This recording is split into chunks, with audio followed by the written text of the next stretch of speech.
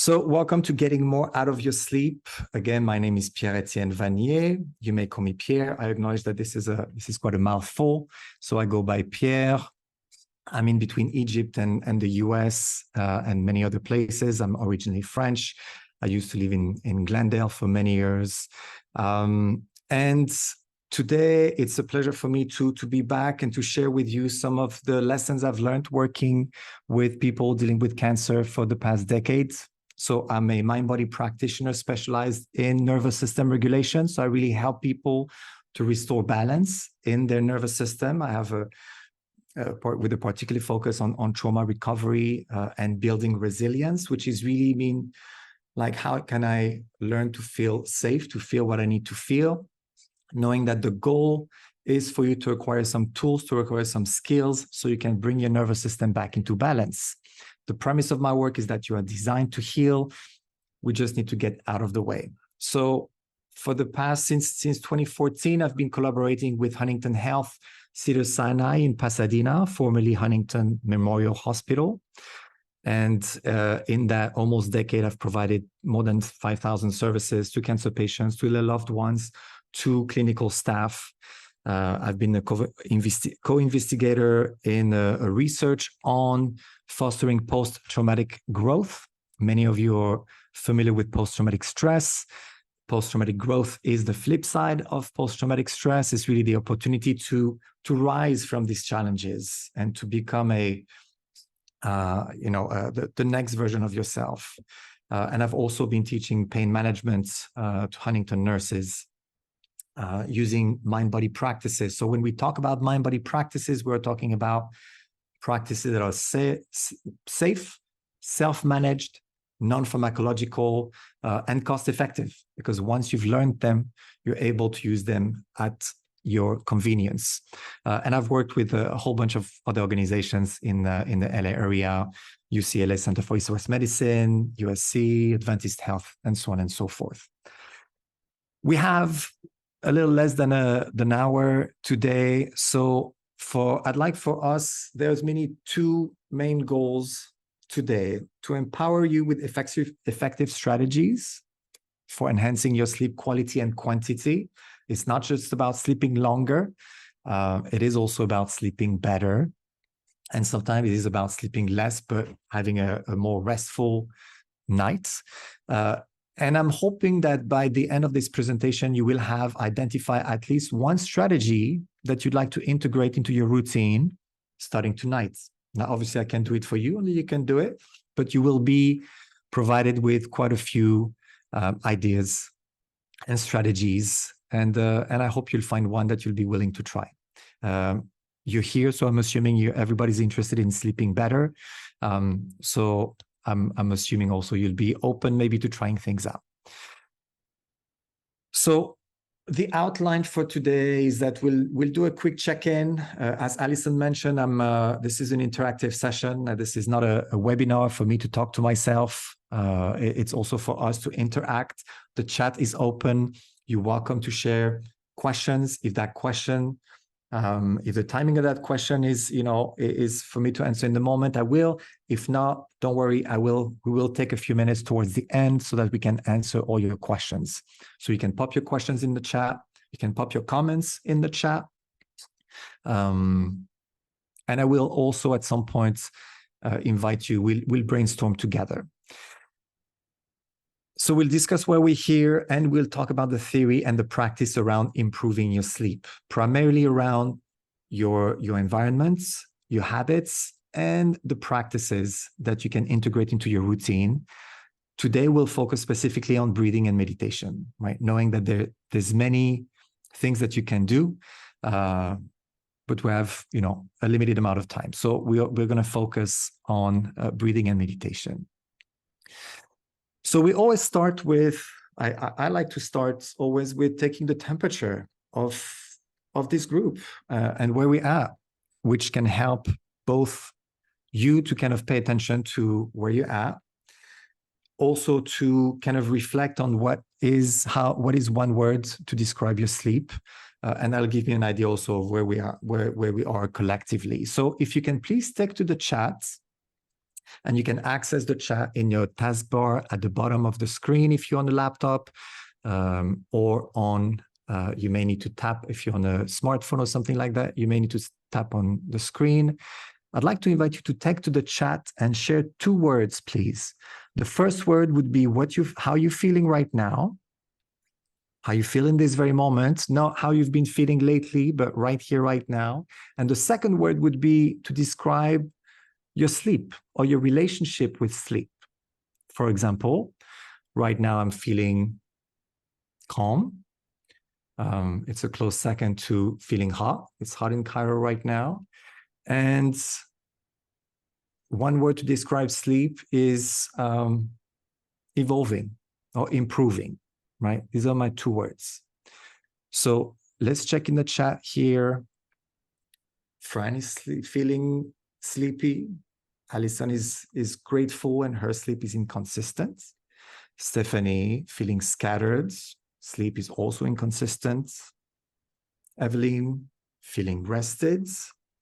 Larry feeling sleepy and calm. Betsy feeling tired. And also let me know, how is your sleep? Caroline, or Carolyn, forgive me. Feeling good. Sleep is inconsistent. Okay. Alice feeling tired. Dare again, forgive me if I'm mispronouncing your name. Feeling tired. The mind swirls at night. These tired. Sleep is unstable. Fran, wake up too early, 4 a.m. That's pretty early. Betsy, my sleep used to be fabulous. Sleep used to be fabulous, but now I wake a lot. Tina feeling calm. Sleep is inconsistent. Okay. So that gives us an idea, like most of you here, right, or mentioning that your sleep is inconsistent. So I want to say, before we move forward, take a breath into that. Nice slow deep breath in, hold it for a few seconds, exhale gently.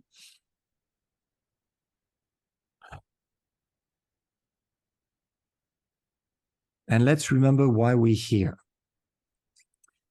We're here because a good sleep is crucial. When it comes to people dealing with cancer, the fact that your sleep is inconsistent is common, right? As many as half the people dealing with cancer have problems sleeping.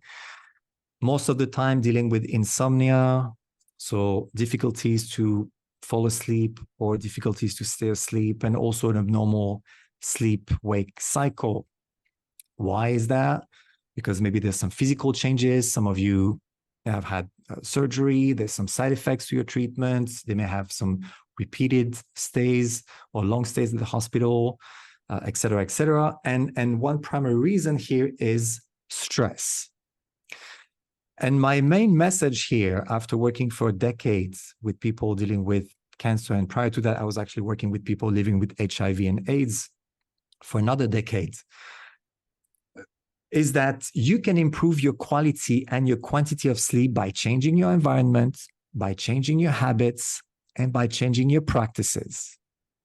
So here, what I'm saying in my book is that I don't have any, magical wand, but there is certainly things that you can do to sleep better, to sleep deeper, to wake up in the morning feeling more refreshed. So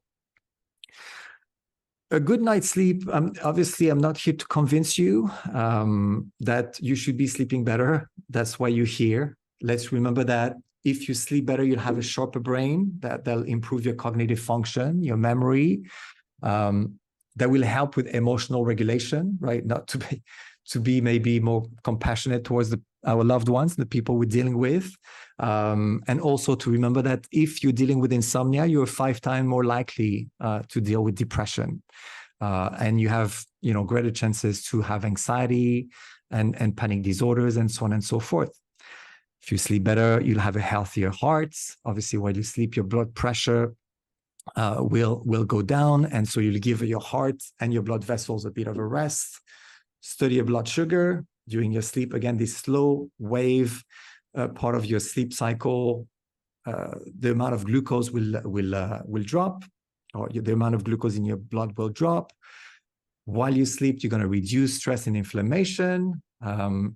If you don't sleep well, you're going to also mess with the hormones that are in control of your appetites. So it's important here also for your weight control to sleep well.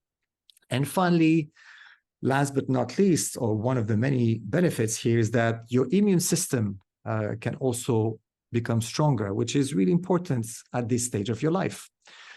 So let's understand here that what we're talking about is that overall sleep will help you to regulate your metabolism, right? And that's really what we want to do here, to remember that with a good night's sleep is going to help your brain to go, what we want to do here is to help your body to go into recovery, into healing modes.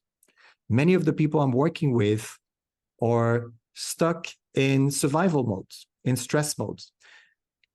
Now, there's nothing wrong with stress. A stress response is an appropriate response based on, everything you're dealing with. I mean, it's 2023. The world is a little crazy. Let's acknowledge it. Plus, you're dealing, some of you are dealing with treatments and so on and so forth, or post-treatment. And so let's acknowledge a lot is going on here. So the stress is not the enemy. What we're trying to do is not to not get stressed out. What we are trying to do here is to not get stuck in a state of stress. These are two different things, right? Am I making sense here? In terms of we're not trying to avoid stress. We're trying to avoid getting stuck in a state of stress. Because if I can acknowledge it, that I'm stuck, and reduce the intensity of my stress response, then I'm able to activate that healing response, right? The healing systems in my body. Now you're going to say, well, that's great. I agree with you. The thing is that your sleep, you cannot control that consciously, right? So obviously this is not an attempt to convince you to sleep better. You're here because you want to sleep better. This is a reminder that mind-body practices give you an opportunity to influence unconscious processes. And that's really important here for you to understand. These practices give you an opportunity to influence processes that were thought to be out of your control, and there's nothing you can do about it, when truly there is quite a bit that you can do about it. So don't take my word for it. Let's just understand that when we talk about a good night's sleep, just so that we're on the same page, remember that we're talking about somewhere around 7 to 8 hours of sleep.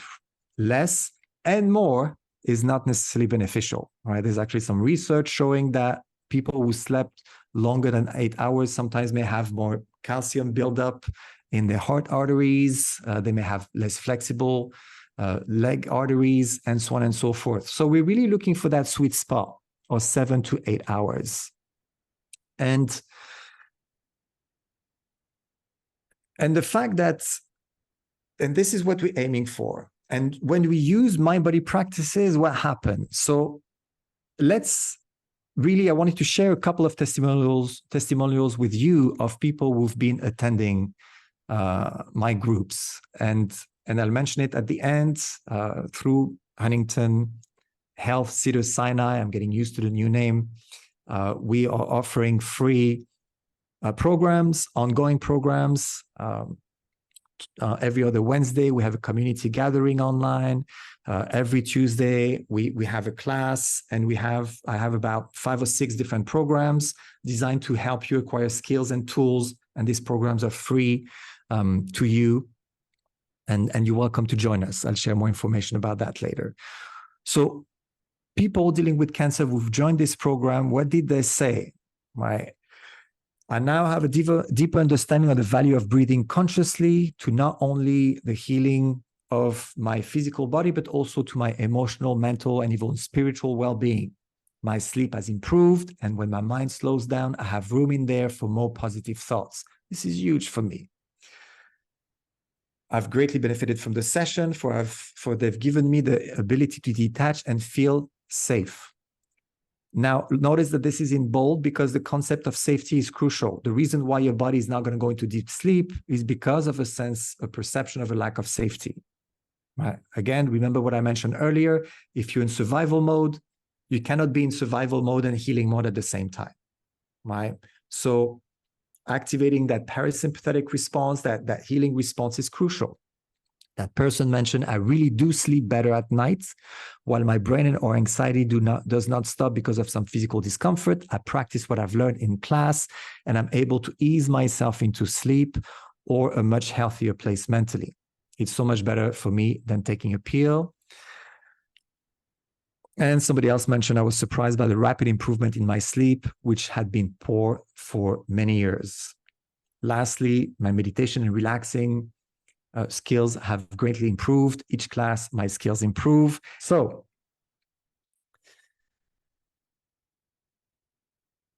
let's start here with really discussing the environments. And why is it so important for you to create an environment that can help you sleep, right? I'd like for us to actually, let's take to the chat. Let me think for a second. Yeah, let's take to the chat here. And I'd like for us to start brainstorming just so that we use our collective wisdom. And because, I will share with you some tools and tips and tricks. I'd like for us to tap into that collective wisdom. Please take to the chat and share with us what helps you sleep better, what helps you sleep longer. Let's just take 1 minute here for us to really reflect. So I'm not asking for everything that you can do in life, right? Really better and sleep longer. So let's take to the chat here. And while you're writing in the chat, I'm going to answer Fran's question. Is napping during the day okay? It depends on people, but usually, yes, a nap can be helpful, providing that you keep it short, because if you go into a different phase or a different cycle of sleep, and if you go too deep, then it may be counterproductive. So my suggestion is to keep your nap short, around 15 to 20 minutes, tends to be, again, a perfect amount of time for your body to rest, just so that you can go into that place of dozing off, but you don't go too deep. So let's look into your ideas here. What helps you? Establish nighttime routine, exercise during the day, cool room, quiet room.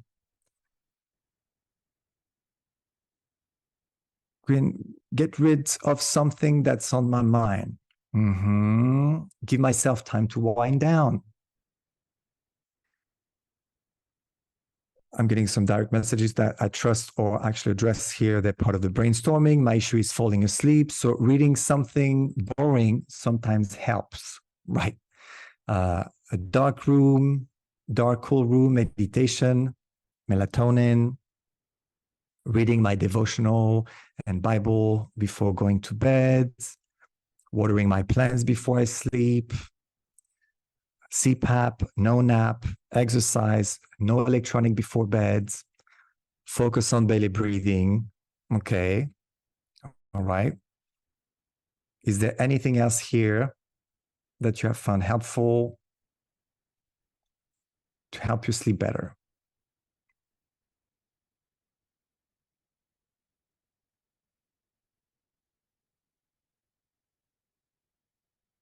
So let me take it from here.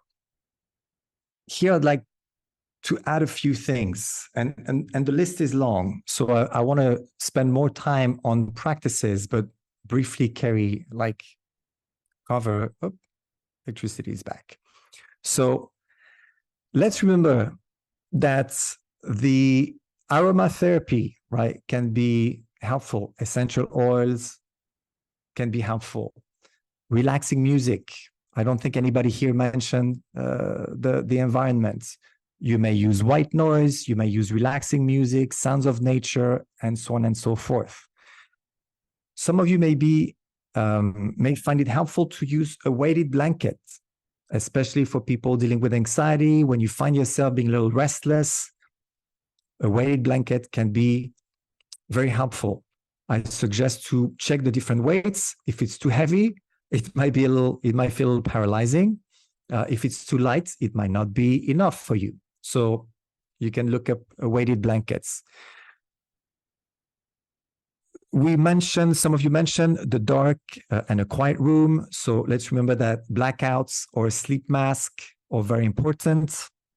Earplugs can help. I don't remember if somebody mentioned, somebody mentioned the cool room. According to experts, your room temperature should be around 63 to 65. I trust in California, most of the time it's hotter than that. So here again, remember that your body needs to drop temperature by a few degrees to be able to fall asleep. So here, the temperature in your room will make a difference. Some of you mentioned reading, meditation, prayers, stretching. Physical exercise can be beneficial, providing that you give yourself the time to wind down. If you do physical exercise too close to your bedtime, that will get in the way. Journaling can be helpful as well. For those of you who enjoy stories, there's a bunch of meditation apps out there, and some of them have sleep stories. One of my favorite app is Calm, C-A-L-M, and this app has sleep stories for adults, which are actually really, really nice. Let's also remember that to have, so we mentioned the regularity, the routine. In the morning, 3 minutes of light in the morning to set your circadian rhythm, right, can be also very important, and it helps with melatonin. Somebody mentioned melatonin in the morning. Taking melatonin, taking light in the morning will help you, right, with secreting melatonin at night. Some people mention also in my group that about an hour before they go to bed, they start to dim the light in their house, and they start to avoid lights, overhead lights, because that kind of represents the sun. So they start to put lights around, and they start to quiet down the house and the nervous system, right?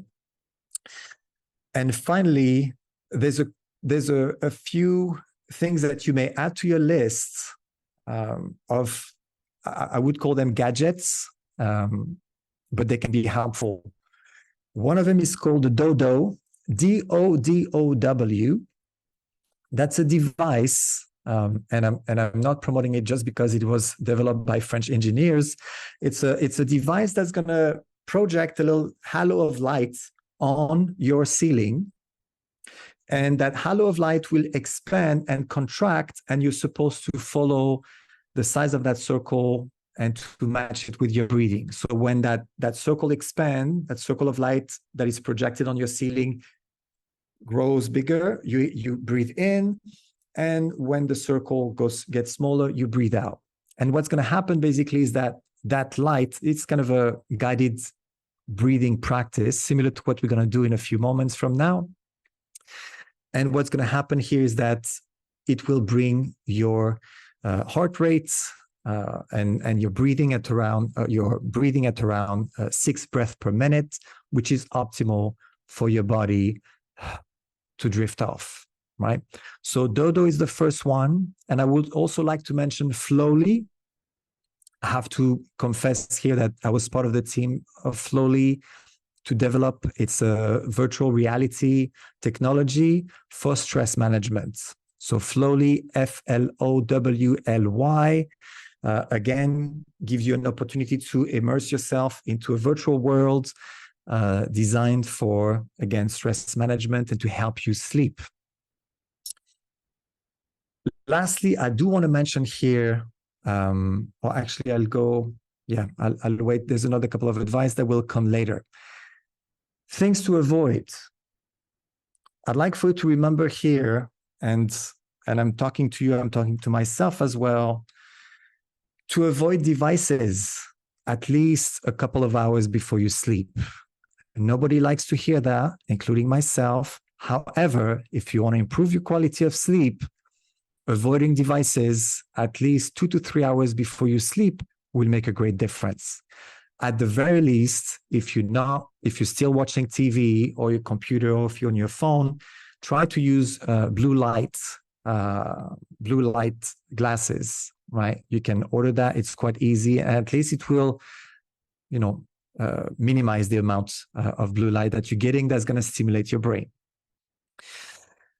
Avoiding machines and screens in the bedroom is important. Even if you put your phone next to you on your, on your bedside, that could be tempting. So keep the screens outside of the bedroom. Obviously, caffeine and alcohol, avoid that in the evening. I would highly recommend to avoid the news or anything scary, anything activating, anything that's going to stimulate you. Avoid that. Avoiding too much water before you go to bed. And probably also avoiding food at least 3 hours before bedtime. That's a question of digestion. That's also a question of congestion, which we'll come back to in a few moments.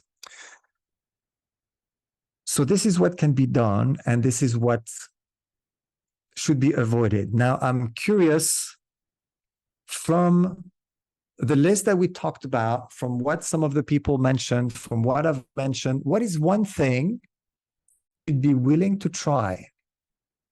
And I want to add here, if that's okay, how to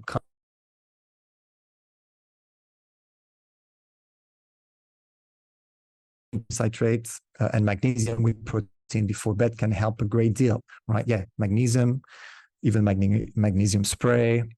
And there's different types of food also that you can take before sleeping that can help with that.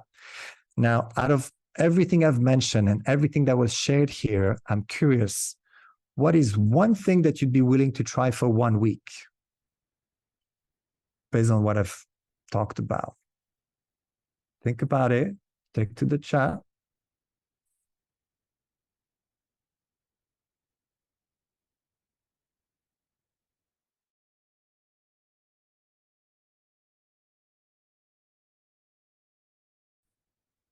Of the opportunity that you have by making these changes, this is when you'll see that things are different. So let's see. Alison is willing to dim the overhead lights leading into bedtime.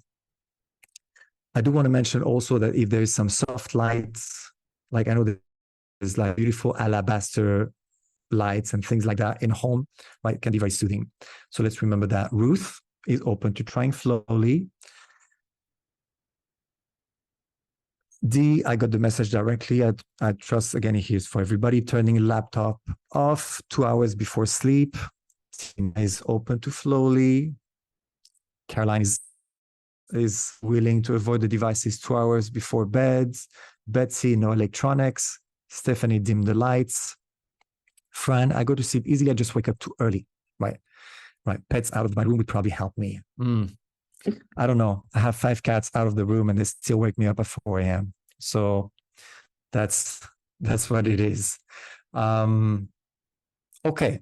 So food for thought here. This is something that you can try. Now, let's look into something that you can do. And really think about your breathing. And here I'd like to say that the missing pillar, having worked for 8 years with people living with HIV, for 9 years with people dealing with cancer, the missing pillar in health is breathing. Those of you at your last checkup at the doctor, I trust you checked your blood pressure, your sugar levels, you talked about your sleep, you talked about your digestion, how your joints feel, and so on and so forth. But it's quite unlikely that you've talked how you breathe. You've talked about how you breathe. And so some of you may tell me, well, why would I learn to breathe? I'm here, I'm breathing, it's working, I've been breathing my whole life. Yes, that's true. However, let's understand that 90% of us, even though we're going to take about 670 million breaths on average over our lifetime, 90% of us do not breathe properly. And one of the key here is how you breathe. How you breathe matters. And it's breathing, mouth breathing versus nose breathing. Nose breathing versus mouth breathing is a big one because half of us are habitual breathers. We have about what? About 15 people attending that class.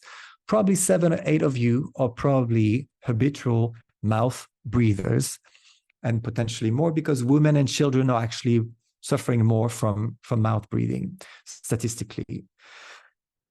Now, you may wonder why mouth breathing is important. And what I'm going to share with you here comes from, let me see. There's an excellent book that is called Breath, The New Science of a Lost Art by James Nestor. For anybody who's interested in exploring your breath, reconnecting with your breath, learning more, please join us. And if you want, in a couple of months, I'm offering another program specifically on that book for free. So mouth breathing is important here because it's going to change your physical body. It's going to transform the airways for the worse. If you breathe through your mouth, you may be thinking, okay, if I open my mouth, I'm actually going to breathe better. It's the opposite. If you breathe through your mouth, it's going to get worse. When you inhale through your mouth, and many of us do that at night, what's going to happen is that the pressure at the back of your throat will decrease, and the soft tissues at the back of the throat will get kind of floppy. They will grow loose, and they're going to flex inwards. And what's going to happen? There's going to be less space for you to breathe. And so your breathing will become more difficult if you're a mouth breather. Now, you can survive, but you cannot really thrive. Mouth breathing gets in the way of your healing and your recovery. And why am I mentioning it? And I thought, among all the things that we could talk about, I'm talking about mouth breathing because at night, mouth breathing puts you at a higher risk for sleep disorders, including snoring, including sleep apnea, including hypopnea, as in like blockage, partial blockage of air, et cetera, et cetera. And what happens here is that this can lead to fatigue during the day because you're not going to sleep as well. The quality of your sleep will get affected. The depth of your sleep will get affected. And an interesting point here that I wanted to mention is that if you're breathing through your mouth, especially at night, and typically this is an unconscious behavior, it's going to cause your body to lose 40% more water. And it's going to increase your need to go to the bathroom, which obviously is going to wake you up, right? And disrupt your sleep. Why are you going to go to the bathroom more often if you breathe through your mouth, you may ask? Because you're not sleeping as deeply, what's going to happen is that it's going to prevent your body from certain hormones, including vasopressin. And that vasopressin is going to help your body to store the water. Because you're not secreting that hormone or enough of that hormone, then your body's not going to store the water and it's going to make you get up and go to the bathroom more often. They're going to have you also feel the need to drink more. So what are the warning signs here? Let me see. The warning signs, and you may wonder, I don't know if I'm a mouth breather or not. So ask yourself, for those of you who have a partner sleeping next to them, they probably know if you're a mouth breather. So you can ask them. But you can also check, is your mouth dry when you wake up? Are you noticing some lingering tiredness in the morning? Do you go to the bathroom often? Because all of these are cues and signs that you are probably mouth breathing. And the problem is that chronic mouth breathing will create more congestion, and more congestion will create more difficulties to breathe, and it's a vicious circle, right? This is why here I'm I'm inviting you to look into ways to nose breathe, to breathe through your nose, because nasal breathing has the opposite effect of mouth breathing. It's going to force the air, it's going to increase the pressure at the back of your throat, it's going to force the soft tissues at the back of your throat, it's going to tone them, right? So these muscles are going to get toned, and so they're going to open to a wider position, which means there's more space for you to breathe. Now, understand also that your nose is not just going to take the air in, it's take it in, it's going to clear it, it's going to pressurize it, it's going to moisten it, it's going to heat it, it's going to filter it, and it's going to promote absorption of oxygen as well. So this is important here to mouth breathe. So I want to go more before we go and do a short practice. I'd like to remind you here of ways for you to promote nose breathing that are pretty simple. Flush your nose with salt water, right, in a squeezy bottle, as it's called, a neti pot. For those of you who are not familiar, neti pot is a nice little way to kind of like clear your airways. You may use nasal strips on the outside or nasal dilators on the outside. You may want to try things. Mouth tape, actually, usually an experiment that many of the people doing my breathwork class will try. Mouth tape is basically keeping your mouth shut at night.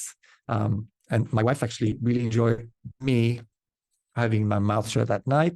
So here what's happening, you may have different types of mouth tape. You have this kind of mouth tape, which covers the whole mouth, which can feel a little suffocating for those of you who are not used to it. So I would suggest to use just regular surgical tape, cut a little piece of it, and just put a little Charlie Chaplin mustache on your lips so that the sides of your lips are still open should you feel the need to breathe, to drink with a straw. But here you have an opportunity to condition yourself so you don't sleep like that with your mouth open. All right.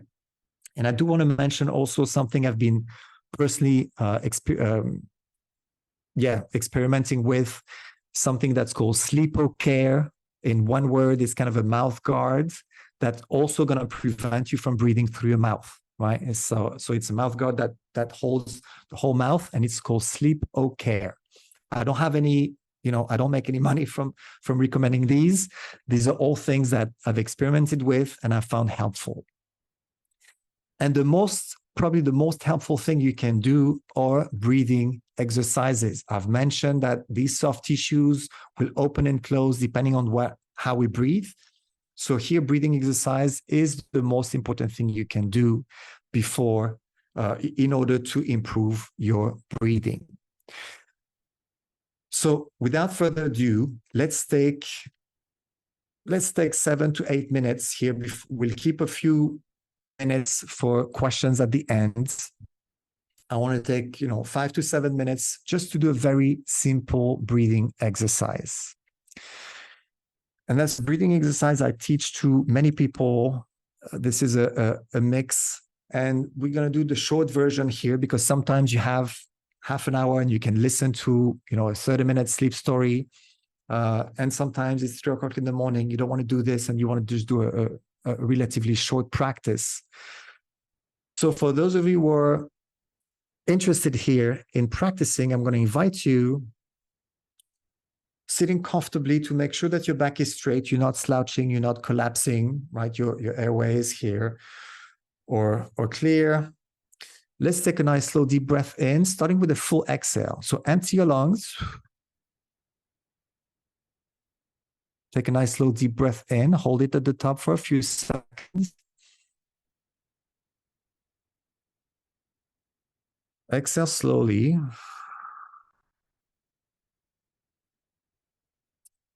Now continue to breathe for a few moments, observing your breath.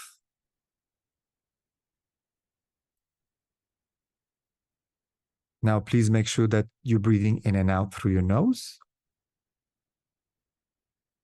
And sometimes you may be dealing with some congestion, in which case you want to plug your nose and just shake it a little bit. And here right now, I'm going to ask you to start to practice what we call coherent breathing.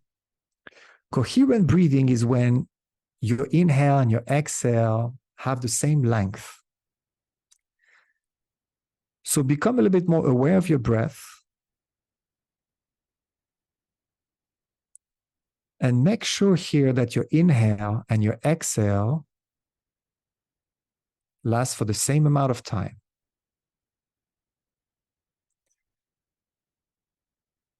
Now, if you're like most people, it's very likely that it takes about, 3 or 4 seconds per breath. You're somewhere around 16 to 20 breaths per minute. I'm going to ask you here to remove the pause in between the breaths. So if you're taking a pause after the exhale, after the inhale, remove that pause and see if you can just breathe in and out nonstop. It's like a circle. Breathing in, breathing out. Breathing in, breathing out. And then we're going to start to lengthen these breaths. Instead of taking 2 or 3 seconds to breathe in and to breathe out, we're going to try to push it to about 5 to 6 seconds. So regardless of where you're at right now, I'm going to ask you to exhale fully and to breathe in for 5, 4, 3, 2, 1. Exhale, 5, 4, 3, 2, 1. Inhale, 5, 4, 3, 2, 1. Exhale, 5, 4, 3, 2, 1. Breathe in, 5, 4, 3, 2, 1. Breathe out, 5, 4, 3, 2, 1. Now count in your mind. Counts silently in your mind, breathing in for 5. Breathing out for 5.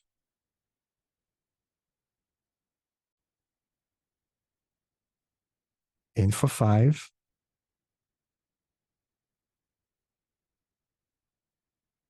Out for 5. Keep breathing like for a few moments, acknowledging that will be the most basic and yet one of the most effective ways for you here to regulate your nervous system.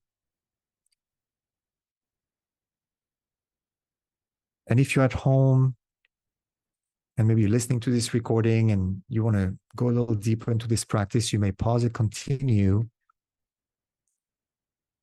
And maybe if you want to take 1 more minute here for practice, I'm inviting you to do what Dr. Andrew Weil suggests here to regulate your nervous system, is to make your breathing quieter. If you can hear your breath, try to see if you can just make it softer, quieter, maybe even slower.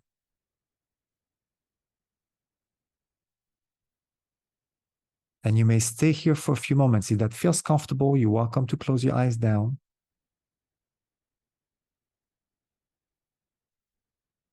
And just for the purpose of your practice here, as you connecting to that breath, I'm inviting you here to just think about that breath, find appreciation for that breath.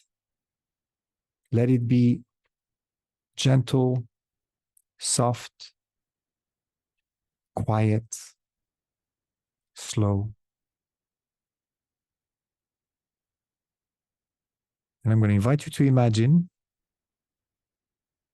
that tonight and in the next few nights, you're just going to try that new tool. And maybe it's the breath and or one of the tips that we suggested earlier. Maybe it's about dimming the light in your house. Maybe it's about stopping the screens at a certain time and so on and so forth. Just take a moment to imagine or visualize yourself doing this and being able to start to sleep better. Take a moment to imagine or visualize yourself at night, laying down, taking a few breaths, being able to easily and effortlessly fall asleep, enjoying a nice, healthy, restful, deep quality of sleep. Waking up in the morning, feeling rested, feeling refreshed, feeling re-energized.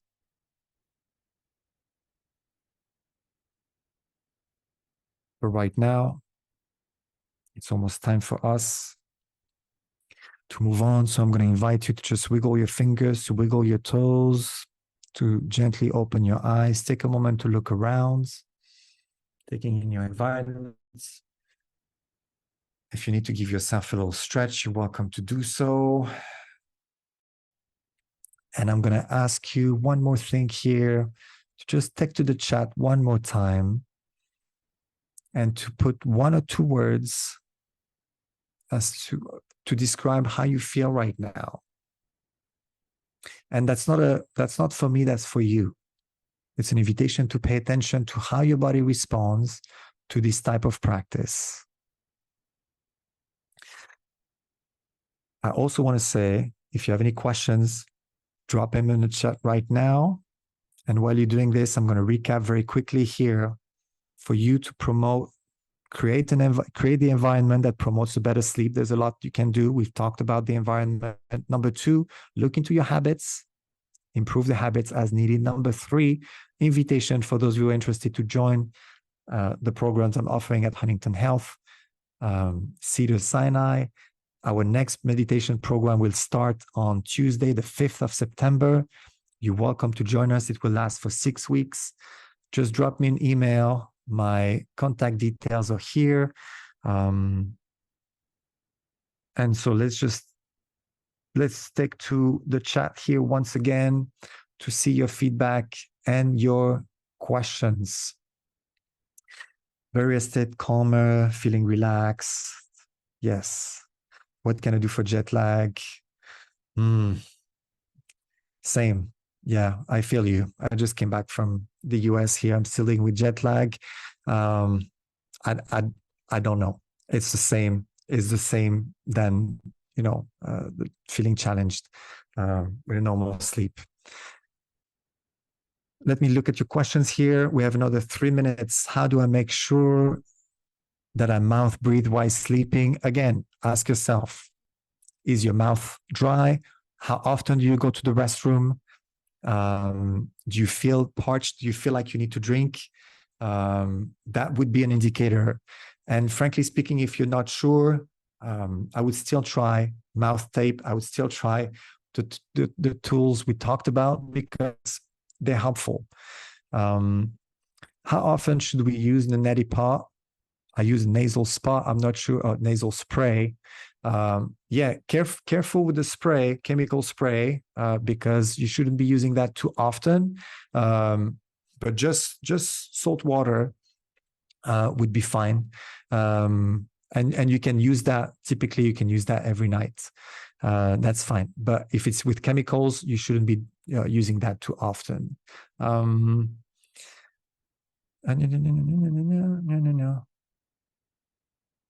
We have about 2 minutes here. Any other questions or comments? The floor is open.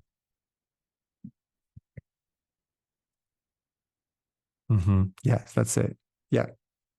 Yes, Ruth. Yeah. I have always been a very good sleeper. And recently, I'm now 74. And recently, I would say in the last year, I have had the experience of not being tired at night.